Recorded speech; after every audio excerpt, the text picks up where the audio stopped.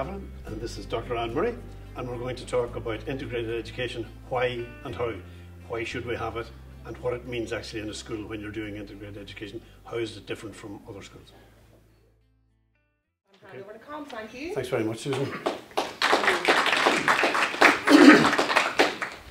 I suppose if there's a mic, I should use the mic. It's a great pleasure to be here. I've had many insights from previous lunchtime events that have been on here. I find it really interesting, and so it's a great pleasure to be on it. And to have the opportunity to explain about integrated education. I kind of assume that most people here are sympathetic to it because of the nature of the work that you do in reconciliation. Two things. There's a short list of quotes. There are so many quotes I could have put on that, but you don't have to read them now, you can take them later. But it gives us some kind of a feel for the people who supported integrated education. And also, if anybody wants a copy of the set of slides, we have copies of that afterwards. But having talked about reconciliation, there's a lovely quote which I'll read you out from George Mitchell in his book, Making Peace, The Inside Story of Making the Good Friday Agreement, a really interesting book. Northern Ireland is an advanced modern society. Its people are productive, literate, articulate. But for all its modernity and literacy, Northern Ireland has been divided by a deep and ancient hatred into two hostile communities, their enmity burnished by centuries of conflict. They have often inflicted hurt, physical and psychological, on members of the other community, and they have been quick to take offence at real or perceived slights.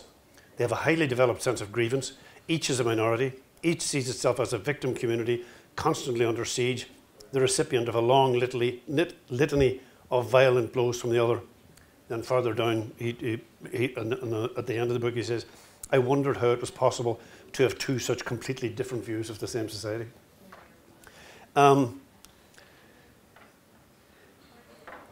Every year the Department of Education, the last slide that I'm going to show, the Department of Education currently in Northern Ireland, this is primary schools and second level schools. The department spent last year, or the current year, £1.15 billion. And the Deloitte's international accountancy company, and they employ someone like 160,000 people around the world. They don't write stupid reports. They reckon that Northern Ireland every year was spending somewhere between £500 million and £1.5 billion every year to service a divided society. And if you take that over 1 billion, 100 million, about 100 million of that will now go to integrated schools, and the other two, they're all roughly divided into two halves. Over £500 million every year goes into the existing divide. That's kind of public money that strengthens the divide in the community. Right. The troubles in Northern Ireland, I know this is kind of contentious and people argue about what caused it, but it's primarily, in my view, a political confrontation. It's about power and identity and land and ownership and stuff. And I say that to people, but one exception to that is the schools. Nobody goes out to riot or to fly flags about transubstantiation or the virgin birth. Schools are divided on the basis of religion, on the basis of different denominations of the Christian faith. And that's an important thing to bear in mind. This is the definition of the Northern Ireland Council for Integrated Education, just so that we know what we're talking about. In education together in schools of pupils drawn in approximately equal numbers from the two main traditions, with the aim of providing for them an effective education that gives equal recognition to and promotes equal expression of the two main traditions. Why? I could talk all day about this and the history and the involvement. I've tried to keep this as simple as possible, but two pieces of research that were done. And the schools were actually, the first time Lagan College was approached and asked to do some research about the impact of integrated education, they were actually quite nervous because they said, what if we've been doing all this and in fact it hasn't really been doing what we thought it was doing? But two pieces of research. In the 1990s, a lecturer at Queen's called Colm Smith took a group of students coming in at the beginning of first term, and he divided them into three groups: students from controlled schools, Protestant schools, students from Catholic schools, and students from Lagan College. And he then did a survey to see what kind of friendships they had. And then he discovered that the students from the controlled schools and the Catholic schools actually had both about 6% of friends across the community divide. Lagan College, they were kind of 50-50. Interesting thing was he then went back at the end of that first term and he did the same survey to find out, and it was still the same. People from controlled schools still had only 6% Catholic friends. Former students of Catholic schools still only had 6% Protestant friends, and Lagan College was kind of 50-50. So in terms of knowledge of, acquaintance with, friendship with across the community, it was working. And then there was another survey done more recently by the University of Ulster, Queen's and Oxford University, and they said that the results that they found was that the students coming out of integrated schools were more prepared for life in a pluralist society. So that's kind of what it's about. Why should we do it? Do we want to stay in a divided society where the two main traditions don't understand each other, as George Mitchell so eloquently put it, or do we want people who don't have to agree with each other in politics but can work through problems on a basis of friendship? The last one is, one of the nicest descriptions I ever heard of integrated education was a little girl who joined Oakgrove Integrated Primary when a group of Catholic and Protestant parents opened it in 1991 on the Limma Valley Road. James Greer's gate let you into it. Thank you, James. Her parents, as it happened from the founding group of parents, they were what we call a mixed marriage. I say that laughingly because a South African once said to me, wait a minute, what's this? They're both white, they're both Christian, and they both speak the same language. What's mixed about it? Anyway, her parents were mixed. One parent was Church of Ireland, the other was Catholic. And after she'd been at school a couple of days, she came back in and she was taking off her school bag and her coat, and her mother said to her, how'd you get on today? Fine, said the little 8-year-old. How do you like your new school? It's grand, said the little girl. And then the mother said quite casually, what's the difference between your new school and your old school? And the mother told me this. She was quite taken aback when the little girl said to her, well, actually, Mommy, I never told you before, but at my old school, I never talked about you. I talked about Daddy, but I never talked about you. Direct quote, at Oakgrove, I can be proud of both of you. And I thought, I couldn't have heard it expressed more eloquently, that in a divided society, an 8-year-old child knows things you talk about and things you don't talk about, even if that's one of your parents. So I grew up in an area that was mixed, from which all the Protestants have now moved away. And we have to remember that adults in our society usually do not have the same experience of society as the young people who grew up in a vastly more segregated society than we did. And which makes the changing of the structures even more important. 7% of pupils in Northern Ireland now attend integrated schools. 90%, these are statistics from within the last 12 months, I think. 90% of Protestant pupils attend controlled schools. 88% of Catholic pupils attend Catholic schools. And in the public opinion surveys regularly, it's been 60, 70, 80% of people say they want integrated education. That was in a poll that was done last year in the Belfast Telegraph by Lucid Talk. 63% of people think the school system perpetuates division, and 68% of people think that education segregation should be a higher priority for the Assembly. Okay, wee bit of history to see where we come to. I have quotes that go back to the Middle Ages, to the 1400s and the 1300s, about how English people and Irish people had relationship issues in Ireland. One example, they talked about, they said that the Franciscan order in Ireland was riven by division between the Irish Franciscans and the English Franciscans, who were in the same monasteries before the Reformation. Okay, so there's a political issue as well as the theological stuff. So up until the 1830s, schools were either run by churches or privately. If you look at the Ordnance Survey Memorandum for Derry, for the big Templemore survey, you see must be a dozen schools that were run by Mr. Thompson in Bishop Street or Mr. Higgins in Waterloo Street or whatever, and people went along and they paid their money and they got their education. That was how it was done. And then the government decided they really had to do something about it. 1831, the Stanley letter, it was written by a guy called Edward Stanley, who was the Chief Secretary of Ireland at the time, and he wrote to the Lord Lieutenant. And basically they had worked this all out. They were going to fund schools, but they specifically wanted all the children to go to the same schools. Quote, that's from the letter, from which should be banished even the suspicion of proselytism, and which, admitting children of all religious persuasions, should not interfere with any particular tenets or the tenets of anybody. The Catholic bishops at the time were largely in favour, although that changed later on. The Church of Ireland bishops were opposed, and anyway, they started it, but within 20 years, the churches had negotiated denominational schools. So you had Church of Ireland schools, Roman Catholic schools, Presbyterian schools, Methodist schools, Baptist schools, etc. And that has lasted kind of largely to the present day. 1922, birth of Northern Ireland. The Catholic schools felt part of a minority that didn't want to be in Northern Ireland. Interestingly enough, for almost a year, the salaries of teachers in Catholic schools in Northern Ireland were still paid by the Department of Education in Dublin. They sent all their bills to them, and eventually Dublin said, guys, wait a minute, what's happening here? You've got your own Department of Education. The Protestant churches, the government wanted all the children to come into the schools again and have secular schools, Lord Londonderry. The Protestant churches handed over their schools. They became known as the transferors, and their schools became the control schools, and the Catholic Church kept its own schools. During the 1920s and 30s, there was constant argument between the Protestant churches and the Orange Order on one side and the Department of Education on the other, because the Protestant organisations wanted Protestantism in the schools. The Catholic schools were separate, and they got all the running costs paid, but only 50% of capital costs. So anybody that grew up here in previous years will always remember building funds and all that kind of stuff collected by the Catholic Church to build schools. That lasted during the 70s.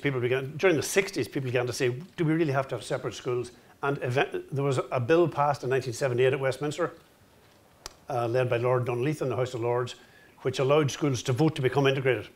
And nothing happened. The old children got, people sat back and said, well, that's grand, the problem solved. No school voted to become integrated. So they said, we're really going to have to do this ourselves. 1981, they opened Lagan College. 28 pupils in a scout hut, which they used during the day. They pulled a blanket across to divide it into two classrooms. And then at night, when they finished, they took away the desks and they took away the rope in the middle, and the scouts came in and used it in the evening, and they set it up again in the morning. That was how it started. It now has 1,235 pupils, and that was the flagship school, and that wasn't funded by the government for several years. They had to fund it themselves. Skipping over a whole lot of things. 1989, the Education Reform Order was passed by Gordon Mahoney, a Northern Ireland man, but elected as an MP in England, and a very strong evangelical Christian. And that's section 65(1). It shall be the duty of the department to encourage and facilitate the development of integrated education. That is to say, the education together at school of Protestant and Roman Catholic pupils. And that then meant that the government would start to fund it. What the government did was the Department of Education went to the Northern Ireland Council for Integrated Education, just a voluntary organisation was there, and they said, we'll pay you money and you do it. And then the department said, right, you go and do that yourselves. So to this day, the opening of an integrated school or the transforming of an existing school depends upon the parents. The government never does it. The churches don't do it. The political parties don't do it. It's up to parents. Locally, 1991, 1990, the Foyle Trust for Integrated Education held a public meeting, not knowing what was going to happen. Over 100 people came. The following year, they opened Oakgrove Integrated Primary. 92, they opened Oakgrove Integrated College. 93, they opened the Oakgrove Nursey as a playgroup originally. 2004, a group of parents opened Roe Valley Integrated Primary in Limavady. Oma was already open before 91. And then Groarty Controlled Primary, which is down beside BallymcGroarty, an old school, is from 1865, I think, and they voted to become integrated. That was... oh, sorry, the Oakgrove College parents who started it. A college is a much more expensive thing to set up than a primary school, and if you want to employ staff, when parents open an integrated school, they have to find the pupils, they have to find the premises, they have to recruit the staff, do all that kind of stuff, and then the department says, okay, we'll agree. If they say it, schools have been refused 6 or 7 times. Petitions have gone to Westminster to try and get the government to do something when it was direct rule. So these parents wanted to open Oakgrove Integrated College, and at that stage there were only about 14 or 15 schools, and that was the first ever attempt to open a college under the new legislation. And if you want to recruit staff, they have to give 4 months' notice to their existing school over a summer. You have to do the recruitment process, and you have to advertise. So in fact, the parents came together, 14 Catholic and Protestant parents came together the Montgomerys, the McLaughlin Rose, the Simpsons, ourselves, just people who wanted to do it. Many of them had been connected with the primary school.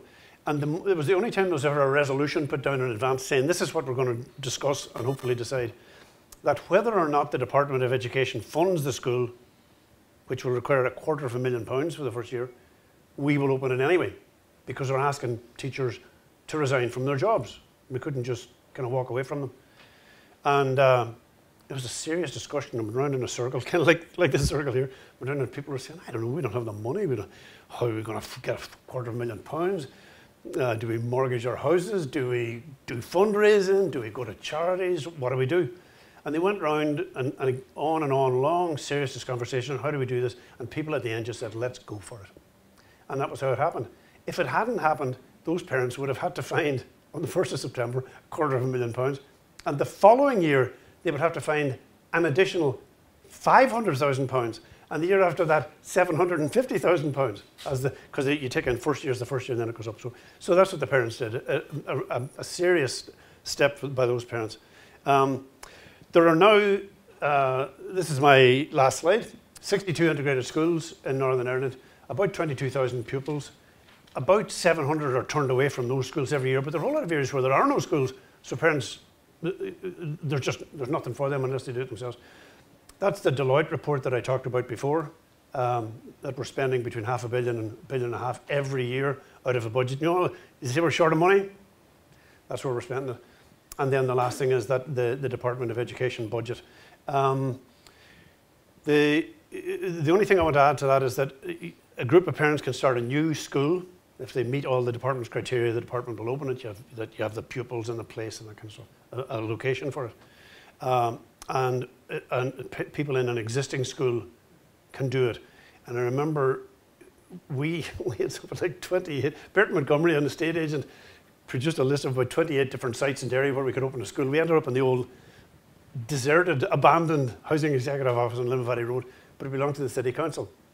So I went along and I spoke to two councillors that I knew, and I said to one of them, what about, would we be able to rent that ground from the council?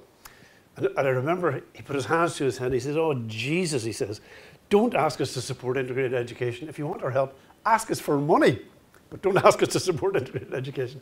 And the other councillor said, I don't think integrated schools are going to solve the problems in Northern Ireland, but they're not going to make it any worse. And what he said was, I believe in ecumenism between the churches. And if we were talking about ecumenism there, why can we not have the children going to the schools, the same school together? He told me afterwards that the bishop at the time, the Catholic bishop, approached the mayor of Derry, the Catholic mayor, and tore a strip off him because a whole lot of councillors had voted in favour of giving this land to the school and supporting integrated education. Okay, that's kind of the why and the background to it. You never would have designed the system in Northern Ireland that we've got now, but most countries are the same. It just kind of happens to end up that way. But then, so that's all obviously important and useful to know. The really important work is what happens in the school, and that's why we divided this into the why and the how. And now I will ask my beautiful assistant to talk about what goes on in the integrated schools. Sorry, go ahead.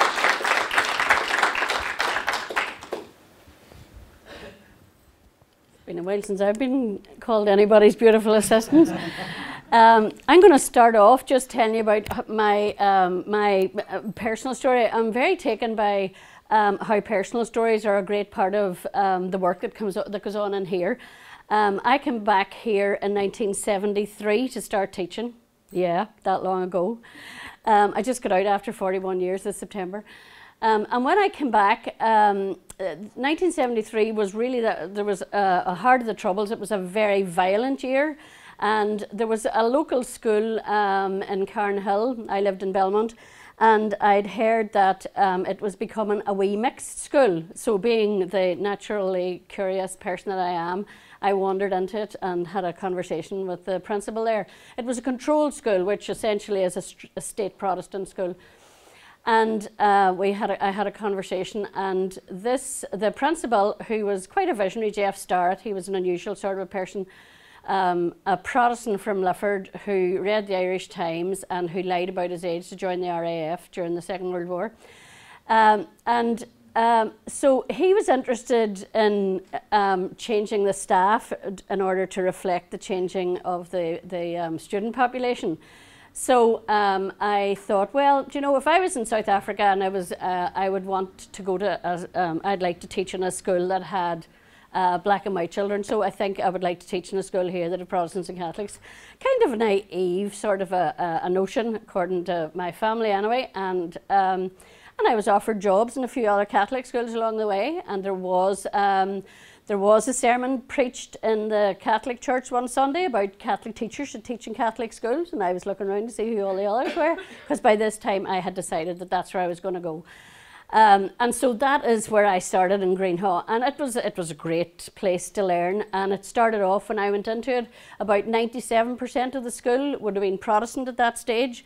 But because we in the Catholic, whatever other labels you want to put on us, community kept bombing and shooting and killing Protestants in the West Bank, they all naturally moved across the way because they had a good sense of survival. And that was, by the time I left it, it was the other way around. There might have been about 3% of Protestants left when I left in 1991. So that's where I came from, and that was a very good grounding for me to be in the middle of all of that. It wasn't part of my career game plan. I expected to teach English and geography probably in an all-girls Catholic grammar school, and then that didn't happen. So this is where I ended up. So what I want to do is just give you a wee bit of a flavour about how is integrated education delivered in schools. What does it actually look like, and what makes it different?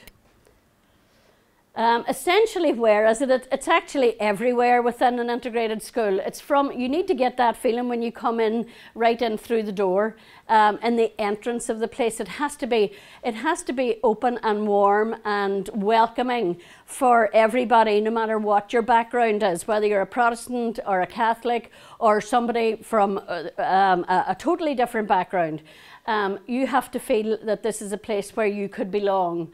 And so on the walls you can expect to see a variety of displays that will maybe show.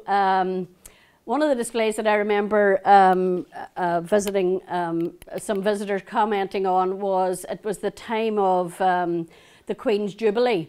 And the children were looking at the Queen's Jubilee and wondering what to do about this. And this particular P5s decided that they would make hats for Her Majesty because she loved hats. So they made these lovely big hats, and they had pictures of her face and they had the hats on. So one wall was covered in hats of Queen Elizabeth and all her hats, and the other wall, it happened to be First Communion time, was covered in the work of the children, pictures of the children on the other hand. So some people came in and did a double take, as if to say, where am I? This is quite strange. In terms of other places, in playgrounds, for example, or playing fields, they will have pitches for all sorts of games, like from GAA through to rugby and everything in between.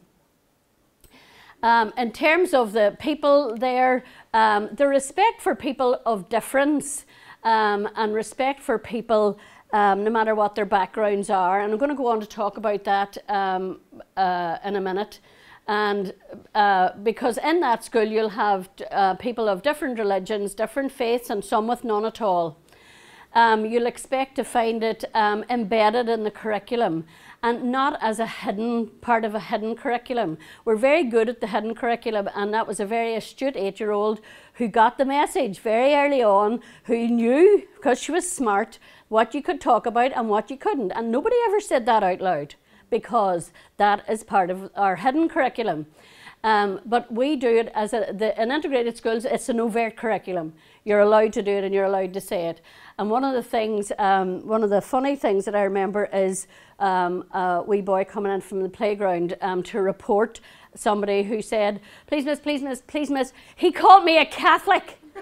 And I said, oh really? And are you Catholic? And he said, yeah. And I said, so, is there a problem? Yeah, he called me a Catholic. And I said, and so what? So what's the problem? Will we talk about it? Will we get him in and we'll have a chat about it? So we had a chat about it, and did you call him a Catholic? Yeah, I did. I was fighting with him. And so I called him a Catholic. So we talked about why is calling him a Catholic, knowing that he was a Catholic's fine, and calling him a Catholic.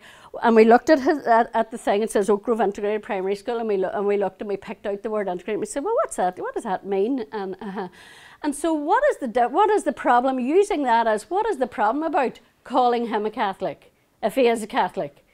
And it's about the whole notion about whenever you use labels as something to beat somebody with, it's whenever you use it as a weapon. And so that conversation was allowed to take place, and that is part of having the resource of both communities allow us to do that. Management structure. The Board of Governors also is made up of people from both communities, and so the Department of Education will balance Protestant and people from Protestant and Catholic backgrounds, because again, that's the Board of Governors will set the kind of the policy for the school and the tone for the school. So you need to have people from both backgrounds, and right through to the teaching staff in the school, because Colm alluded to it earlier. We grew up. A lot of the people coming into the school grow up, and they come from separate backgrounds and separate schools. And lots of Catholics will say, "Oh yeah, I know Protestants," and Protestants say, "Oh yeah, my best friend's Catholic," or whatever. But a lot of times people don't actually meet a Protestant or a Catholic until they go out into the workplace, or they go to university or college and they meet this thing that is this other, from the other tradition. And I remember distinctly whenever I went into Greenhaw, I was very lucky with Jeff Starr because he was extremely tolerant. And I remember practically pinning him up against the wall and said, right, I'm doing assembly and I want to say the Our Father. Now start the Our Father and let's see where you and me are different in this. And so, we did the witches and the who's and the whatever. But, and I was able to do that in a place like that. And other people don't always, haven't had that opportunity. And I think the great thing in terms of opportunity for our young people and for our staff is that they get that. And I'll talk to you some more about staff training, because that's crucial as well. When is it? It's all the time. It's ongoing. It's not, it's every day. It's part of the curriculum planning. And I know in the Northern Ireland curriculum contains a PDMU section, and that's personal development and mutual understanding. Mutual understanding aspect of the curriculum is much richer, I would argue, in an integrated school, because of the resource of youngsters from different backgrounds.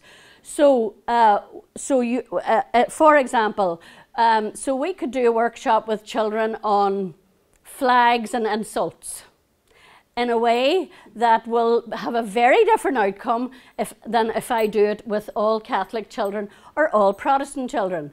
You don't get the same feeling there.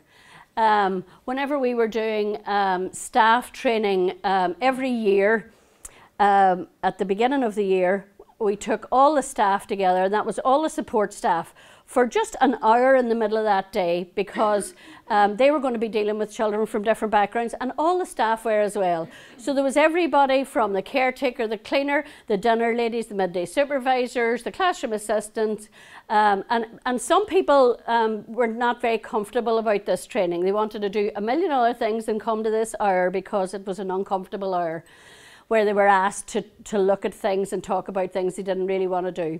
One of the things that was presented, and two teachers presented, one from each, a Protestant background, one from a Catholic background, and they present together.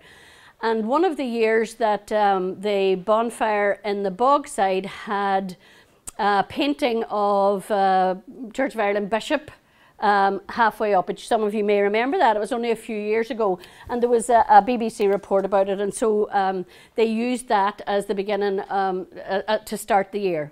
And we talked about, and the talk was about how would you use that with the class? If you have a class, and here it is, now you have children from the Bogside and you have children from up in the fountain, and you're going to say then, okay, so how did you feel? How did you feel about the bishop's picture being on the thing and what that was about and all that? And so one of the teachers said, "Oh, that was my church, and you know that was kind of a pity and whatever." And you can also then look at the other side and say, "Oh yes, my daddy helped build that." So if you have children from those two communities in the one place, you're going to then be talking about something that's very uncomfortable. So it's really important that we allow the adults and the staff to have the opportunity to get training and some skills in order to be able to facilitate that. And you can imagine that that is not the easiest thing in the world they want to do. People generally don't head, you know, straight into confrontation. You always, you know, most people will try and back away from it, but those are the kinds of issues that we would be looking at. Integrated Education Week gives an opportunity, even though it is done all through the year. Integrated Education Week gives an opportunity for people to focus and say, right, so what particularly can we do this week? And so the primary fives will go out and visit all the local churches and meet with people, and they will tell them the background of each of the churches, and then they will come and they'll write those up, and you'll have some children in the class who might be part of all of that. And so you're building up their knowledge base and about each other. Multicultural evening, the numbers of children who are newcomers coming in from outside with English as an additional language and with different backgrounds again is another part of inclusion that we needed to look at. And so we put together the first multicultural evening where we invited the parents to come in and to give presentations, and then an evening where they made food and everybody went around and tasted it, and then we did presentations from different countries, and that was part of it. The Excellence in Integrated Education Award we did because it gave us an opportunity to look down through a set of criteria and ask ourselves hard questions. You say you're an integrated school, but are you really? What are you doing as regards each of those things? And where's your evidence against that? And so that was really good for us to do an audit for that. Peer mediation has been part of the school right from over 20 years, where we did it with Jerry Turrell and Seamus Farrell and people from the Positive Ethos Trust, Quaker Peace Education Project as it was at that time. And we continued to do it. And the children in primary 7 are all trained as in conflict resolution. And they can apply to be peer mediators. Then in the playground they have to put in a formal application and they have an interview, and then they may be chosen. And they don't all have to become mediators, but they all have the training in conflict resolution, and I think it's nearly like a life skill. And it's the International School Award and Rights Respecting School Award. The UNICEF Rights Respecting School Award, whenever they came to Northern Ireland, they came and they said, look, this school obviously does all of this, could you help us with it? And it was very bureaucratic, so we certainly helped them by cutting it in half and saying, right, okay, we'll do it if it's this size, but not if it's too long. And really it's important that everybody involved walks the talk, and that they really are all on board with what we do. So who does it involve? The children are the reason that we're doing this, because the children are potentially the future. So if we're teaching the children things like the conflict resolution skills and the ability to talk to people who are different from themselves, if we only taught them that alone, I would feel that would be an amazing thing, because, you know, we look at people who are trying to rule us in this country and we find they don't have the language to talk to one another and they don't have the respect to have those conversations. So my hope is that these children will, knowing people from the other side, will still have the ability and the skill to talk to them and to keep the respect, even though they have they think in different ways and everything else, but let's give them the tools to kind of to make a better future for here, essentially is what I'm saying. The teachers, really important. I give you an example of how important it is to to skill the teachers up, because I think it is unfair to bring a group of adults together in a situation like that, which can be potentially difficult and awkward, without acknowledging that they do not have experience of this, and to send them in without the skills to cope. And in the middle of all that, you get a laugh too, and we all one staff development day, we're all there, and the sandwiches come in, and we have a good laugh whenever the Protestant and Catholic sandwiches arrive. The Protestant rectangular ones and the Catholic triangular ones. And I remember standing beside one of my Protestant teacher friends from Ramavati, and the two of us fell into a fit of laughing, and we looked and said, really is, this is really funny. The support staff as well, the support staff are coming in, again, the same way. They're out in the playground, they have children playing, and you know, something comes up that maybe it's like he called me a Protestant, or he called me a Catholic, or whatever, and they're, you know, saying, oh dear, what am I allowed to do and say? We have to let them know what this is about as well, and that's why it's really important that we do that. In terms of parents, for the parent induction in the school, we go through a PowerPoint with the parents that tell them exactly what this school is set up to do, and we tell the parents that we are delighted to have their children. We tell them about all the things that they're going to do, including that we are going to address issues that are difficult and contentious. And we're going to do that. We're not going to hide it. It's not going to be part of the hidden curriculum. That it's going to be out there, and we would like them to support the children. And if there's anything that bothers them, to come in and tell us. And that induction lesson was so well learnt that one of the there was an incident in school. Primary threes were doing a project on people who help us, and it was shortly after Drumcree, and so the policeman, the police officer that came in that day, I hadn't seen him when he came in, went into the P3 classroom, did the bit because he was doing the police help us, and then one of our Republican parents came in the front door. The front door was here, P3 classroom was there, and my office was down here. It was in the old school, so all this was happening. And the first thing I knew about it was whenever the hinges nearly came off the door, as the door slammed open, and this parent said, "What the hell do you think this is about?"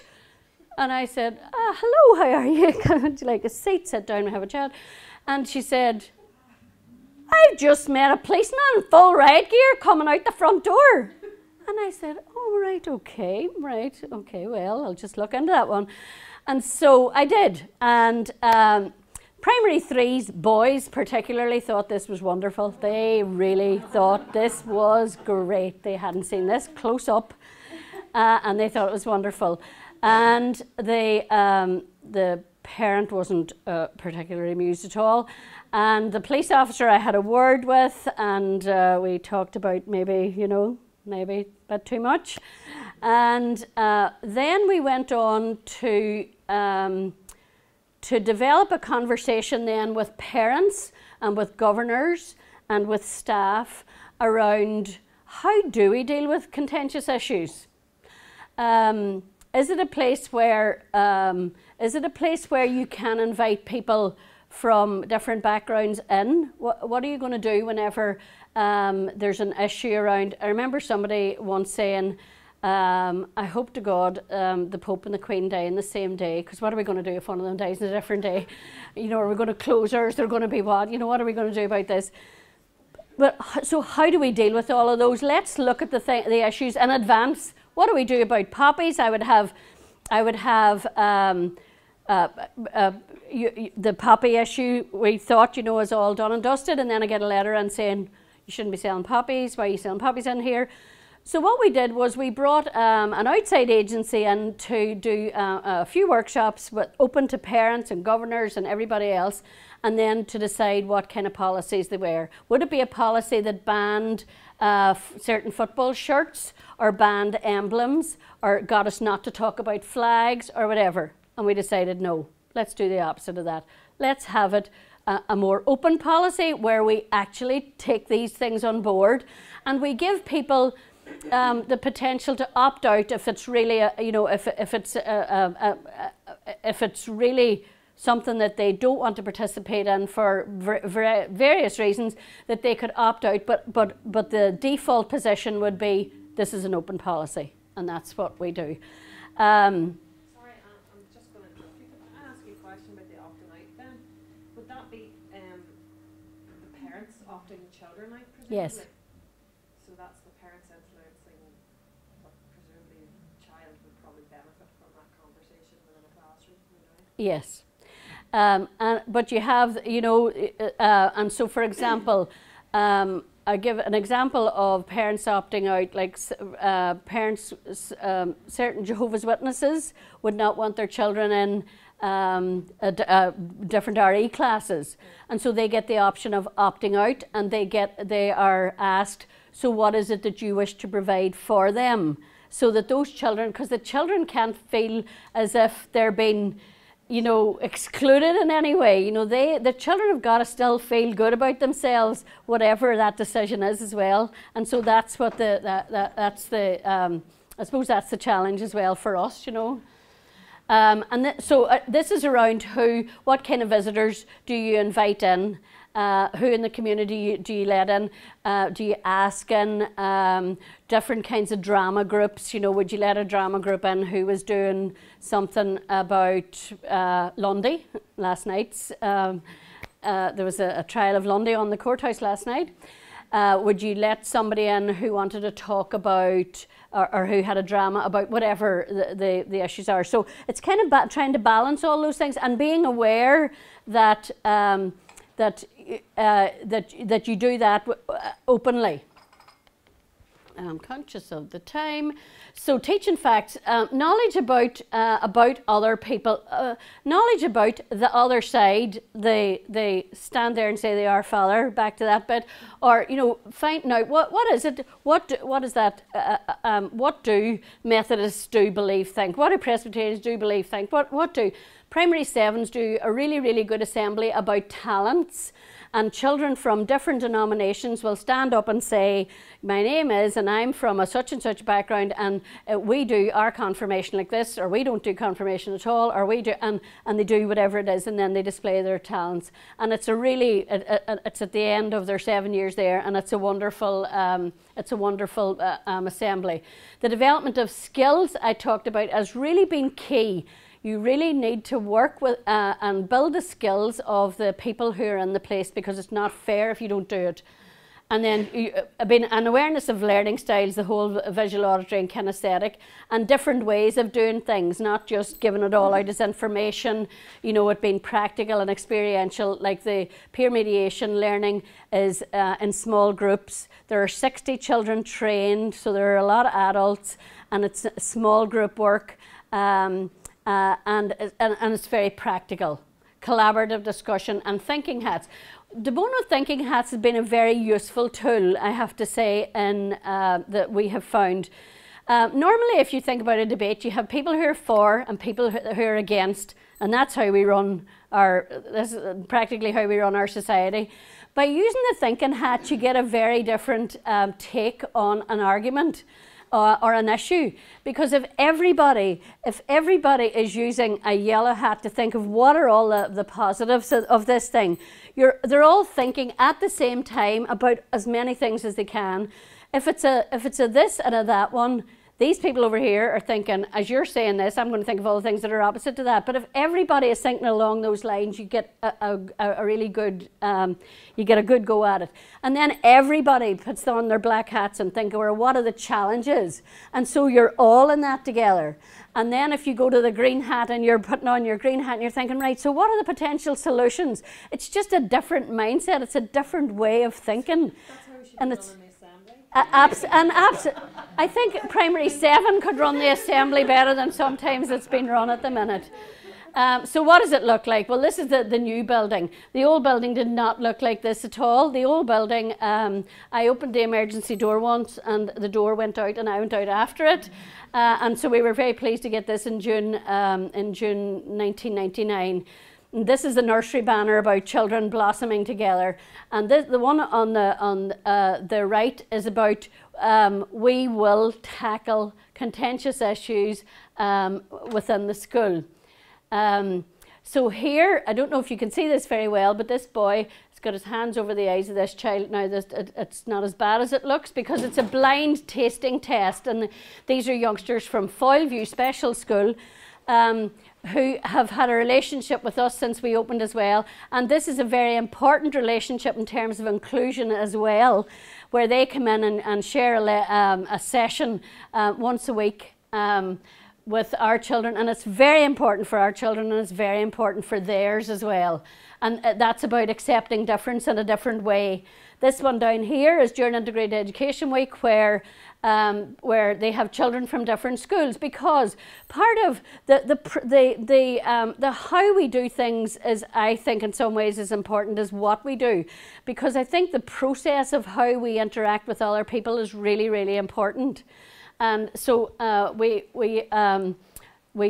have people in from other schools, and we're very friendly. And this would be the kind of a typical slide that would have been used for the parent induction. So you can imagine if some parent who hadn't thought things through came in and see this, they kind of think, I wonder, is that, you know, the way, is that really what I want for my child? But it's about being kind of upfront about it. You know, can we talk about these things? Because these things are, you know, are important. They happen, you know, they happen and have happened in our city. And this is one of the Queen's hats here. There was a row of those. Very fine one here. I thought I loved her pineapple. And Neve said it's a lovely school and has different religions and brilliant teachers. And this is Caitlin, who's moved on to Oakgrove College now, and she helped us to get the school modified in lots of different ways in order to accommodate her disability. Small or tall, black and white, Oakgrove accepts us all. Our school is unique, said Ruby. So, celebrating diversity, learning together for life. This was the mission statement. It was originally, after a lot of discussion, learning together for life, and that was learning together about one another and from one another and of one another. And then one of the parents, the parent governor, said, "But everybody does that," and but we haven't really said anything about the differences, and so that's where celebrating diversity came in. There. This was about, this is a behaviour tree about children taking responsibility from a very early age for their own behaviour. And taking responsibility means doing the right thing when nobody's watching you. That's the hard bit. Do you know, and that's the hard bit for all of us, let's face it. And celebration of children's achievements and a broad education is all part of it. I'm going to finish. And so what is it all about? So it's all about these guys here. It's all about the future. It's about the children. It's about giving them a broad education and giving them a lot of skills and a sense of respect for all people. And this is the school gate. Designed by Mr. Tim Webster, who's the chair of the Board of Governors, and made by this man sitting down here. So, thank you. Thank you, Anne. Now, we do have time for a few questions, because I know that throws up a whole load of questions. I'm going to throw the first one, just between you. The big buzzword these days, obviously, is shared education. Shared education is the buzzword, and it's within the Tabuk strategy, as we affectionately call it. And I think people often get confused about integrated education and shared education, so maybe you can give us a wee bit of a take on. Shared education tends to mean where you put different types of schools on the same campus, and they might share a library or a swimming pool or a playing pitch or something like that. It is not like an integrated school. It's not having the children sitting together in the classrooms. And Drumragh Integrated College in Omagh brought a case for judicial review to the High Court earlier on this year because they were refused a development plan to expand. They were turning people away, and they asked for it to be judicially reviewed, the Department of Education's decision. And the judge said, no, An integrated school is not a shared school. An integrated school is one where the ethos is open to everybody, and it's mixed at pupils, it's mixed at teaching staff. Teachers are exempt from the fair employment legislation in Northern Ireland, so if you wanted, you could employ a Protestant geography teacher. You could do that. But the children are mixed, the teaching staff are mixed, and the Board of Governors are mixed. And anything else is not an integrated school, and the department had that obligation to encourage and facilitate the And judge. that's built into the Good Friday Agreement, isn't it? Yeah. It's not. It's mentioned in the Good Friday Agreement. It's one of the quotes. In fact, it doesn't say that on that, but it's the Good Friday Agreement where all the parties signed. That was, in fact, it was the Women's Coalition that got that put in at the last minute. And they all said, "Oh God, no, don't change it again." They said, "No, mixed housing and integrated education are important." So integrated school, they're in the school together, and it's open and welcoming to everybody.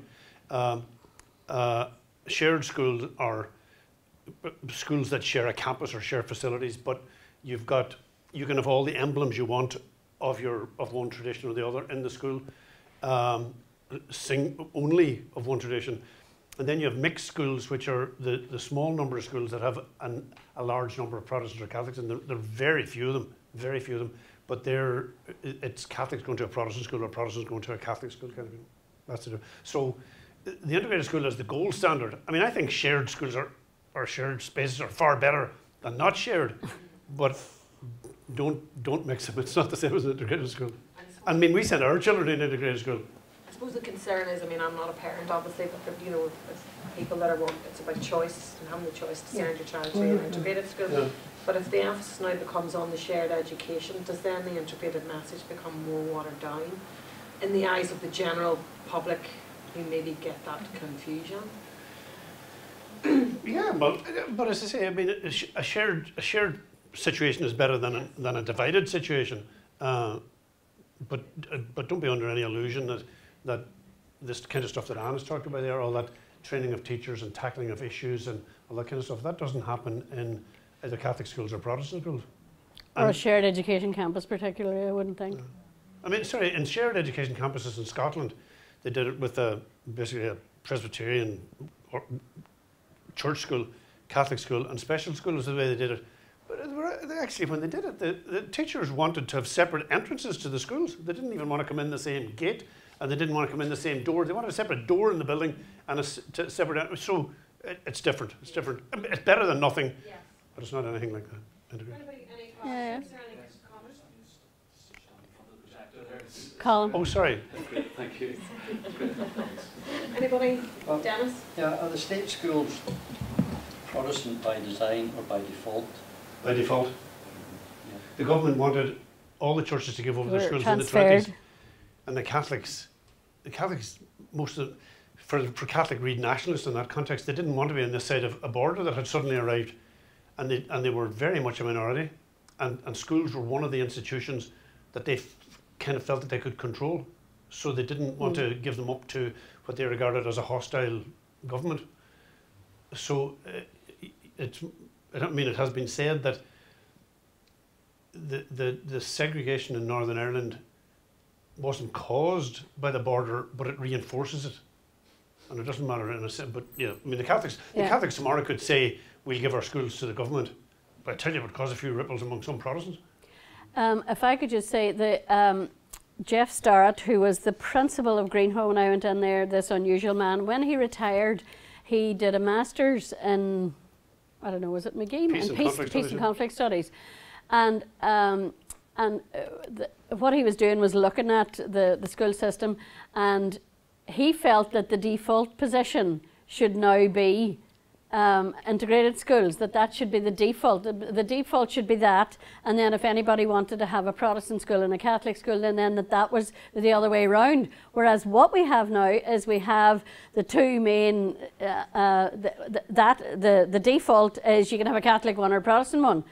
You could have an integrated one, except you have to provide it yourself, which is really there. And that isn't, if you were designing a school system from scratch and you were in a society like this, that might not be how you design it, I would argue. Well, what would prevent the state schools then just automatically becoming integrated?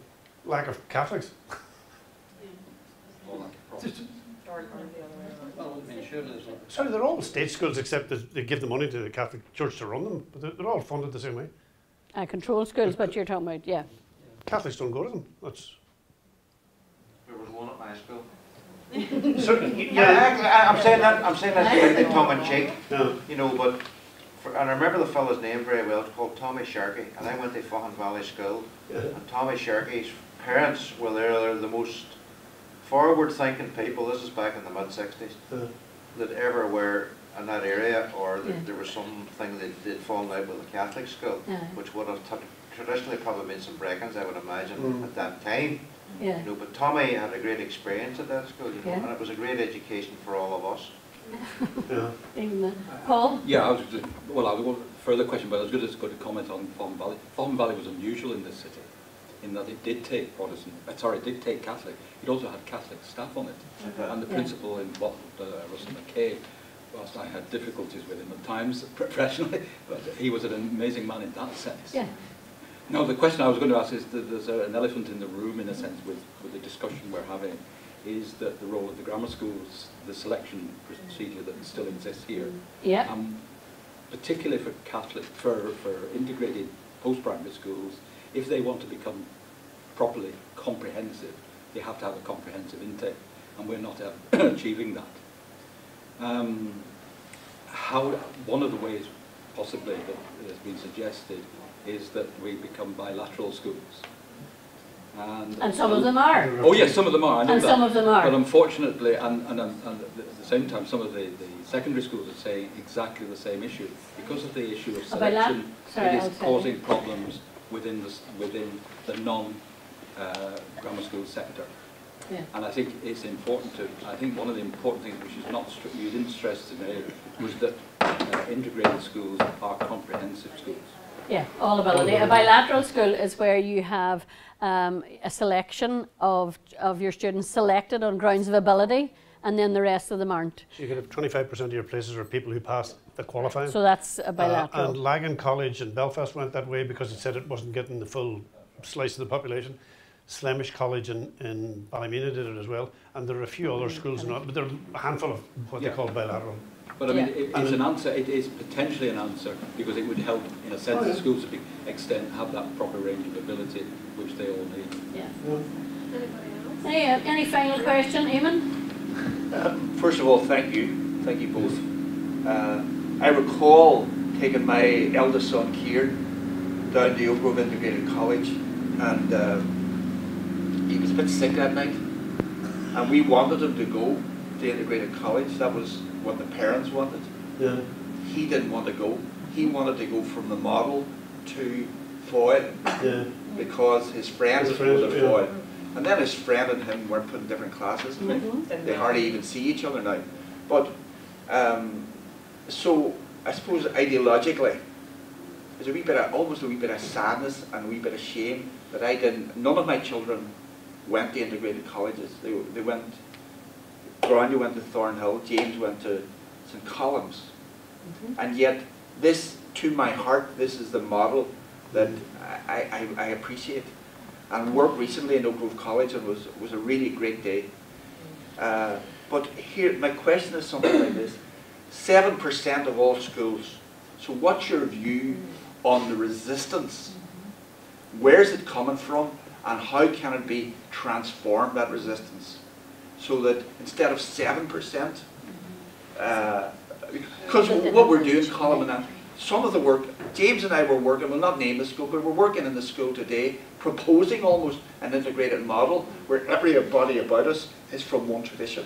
And it feels a wee bit like we're fiddling around the edges rather than a structural response. That's right. And whenever we started, one of the things is by opening up. Somebody said, "Well, like what difference did it make whenever your school started up? What was the effect on other schools?" By opening an integrated school, it's almost a statement saying what you have is not good enough. Is the kind of interpretation. What is it about? What is it we haven't got that would satisfy you? And two different sets of kind of people are saying that, And so I think one of the most important things that happened whenever we opened the first Oakgrove school was that the conversation in the staff rooms of the other schools said, what is it that we could be doing different that might make a difference?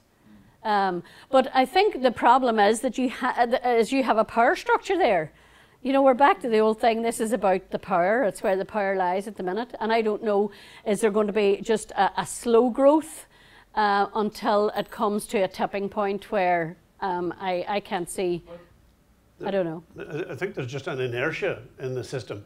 Parents have to go and do something to form an integrated school, whereas the CCMS will form a new Catholic school, or the Education and Library Board will form a new control school, but it's left to parents. Whereas if the default position was, if the Department of Education is opening a new school in a new area, in a new town or whatever, they open an integrated school.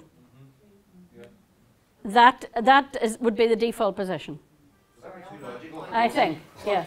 Sorry, why are they, you know, I know they fund integrated education, but why is the government not for wanting to open integrated as well as other? Well, I give you my very naive answer to this, and as the non-political person in the House, I think it's because they're looking over their shoulder at their constituency, and they have to satisfy them, and that is my simplistic view of that. I think the other elephant in the room has to be sectarianism. It's built into this as well, and that needs to be talked about. Yeah. One of the difficulties that we have within the system that we have at the minute is that there's only 7% of the kids have an opportunity to do this, but the rest of the kids don't get that opportunity or as much of an opportunity. Yeah. And what has happened is we've actually continued to demonize the other. Yeah. And we're continually doing that. And while education is great, we also have segregation in our houses as well, which also prevents people from going to the other because of the fear of what's going on. Until we start breaking down those barriers, I think we have a long way to go. Remember the little girl at Oakgrove? I can be proud of both of you. I just want to chip on, you know, just in the back of what Michael's saying there. You know, I grew up in an area which now is predominantly Protestant, probably 98% Protestant, I'm not sure. But when I was there, it was sort of fairly evenly mixed, right? My best friend, who died years ago, but it doesn't really matter, was Roman Catholic. We honestly, and I can sit here and put my hand in my heart, did not know that there was any difference in us. I remember going up to the chapel with him and I'm saying, come on you and tell Father Carolyn, I'm going to confession, come on you. Honestly, that's how maybe, I know, is that naive, is that children being children? I don't know, you know. But, you know, and then we're forced into recognising differences that we don't know, that we honestly, what I'm trying to point out, we didn't, in our naive, childish way, didn't know there was a difference. Then you're forced into a situation where you have to be part of this difference. Yeah. Yeah, and well, I tell you what you and your friend had trust. And I think that building of trust is really important before you can have the conversations for people who are from a sectarian society. You need to build a trust first. You can't just jump into it. You know, it's that whole business about building trust. I'm sorry, but we... there's a question here. It's fine because nobody's getting up to me. All right, okay, sorry. It's just I'm conscious that you said that. Yeah, sure. I'm just curious about, you know, from the standpoint and seeing where the evolution, so 15 years, you know, post the Good Friday Agreement and the demand, or at least the interest by many parents, 68% I think you said, that would like integrated schools, but it's not happening. So that, how do you shift the power? And maybe it's a different conversation beyond Catholic and Protestant, and integrated is that option, but what if it was a non-faith school, period? I mean, I've spoken to a lot of parents here that don't want any religion in their school, saying, you know what, we don't want that. You know, so I know that integration is maybe the bridge of what was, but what about a non-faith school and starting something totally different? And I've talked to a lot of parents that resent having to choose between the two, Catholic schools being the better academic schools, and forcing their child to make sacraments that they don't want their child to make. I mean, so, you know, those are all those things, and I know you understand all those issues, but what if it was a non-faith school? Because we haven't really talked about non-believers, atheists, humanists, Yeah. You know, even a Jehovah's Witness, like, why do they have to opt out of a religious ed program when why aren't we talking about religious or Jehovah's Witness religion, or Buddhism, or anything else that says it's not just Catholic and Protestant? Yeah. Well, first of all, it's in the legislation, right? That's the first thing. It is part of it's part of the legislation currently. All schools in Northern Ireland are Christian schools. That's the legislation. Right. Yeah, that's right. So that the legislation is the first thing I would say. The second thing is, if you look at the census, you'll still find a majority of people designating themselves as Christian in some form. So yes, you may have talked to a lot of people who say take religion out of the schools, but that would not be a majority in this right now. So that's what I would say. So designate a religion in the census. There wouldn't be enough people out there really. Yeah. Yeah. Right or wrong. Yeah. Yeah. So that's what I would say. Yeah. And even the 14% who in the last census who didn't, it wasn't a compulsory question, you didn't have to say it, 14% of the people did not have put any religious designation. The census office then a while later publicly said that 14% would be broken down as follows given where the people lived. And the people who refused to put on a label, the census office designated a label for them. I think that people could set up a secular school if they wanted, but I think they would have an even harder job than to set up an integrated school. Sorry, you wanted. Sorry, Susan. No, maybe in my naivety, I don't really think it's anything to do about religion. I think it's to do about culture. I'm this and you're the other. Yeah. It's not about, because when maybe then when you break it down, the people that want to be either deemed one religion or the other, do they go to their church every week? Do they follow the tenets of what they think, of what they branch themselves in? I doubt that. Yeah, and that's why, that's right, a cultural thing. My nephew was in the first year of the college at Oakgrove, and he got married a couple of years ago, and his school friends were there. And I don't know what they were. Yeah. And I don't care what they were. And neither I'm sure did he, but they were his friends. That's right. School, and he's still friendly with them. Well, I just leave you with a lovely story from our house. We have a son, Hugh, and one of his best friends at Oakgrove College was a boy from Drumahoe. What did you call him? Stephen Curry. Scurry. Scurry. Scurry was his best friend. So Hugh would disappear on the odd Saturday, and we'd say, "And where are you going, son?" "I'm going over to Drumahoe to play football with Scurry." It transpired that the football was run by one of the churches or something. It was a kind of and he was over and he was playing there.